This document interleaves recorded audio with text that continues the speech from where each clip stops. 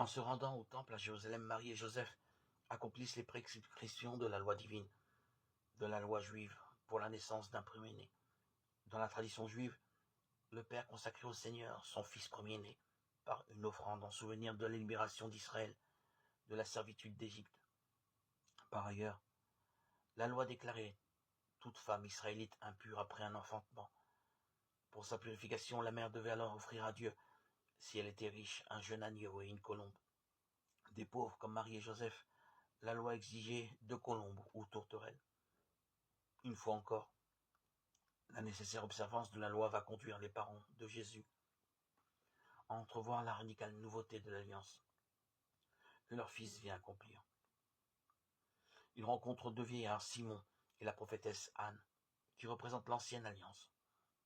En quelque sorte, comme le feraient des grands-parents qui transmettent un relais, ceux-ci accompagnent Jésus, Marie et Joseph au seuil de la nouvelle alliance. Simon accomplit 2 gestes envers eux. Il bénit les parents et il reçoit l'enfant dans ses bras.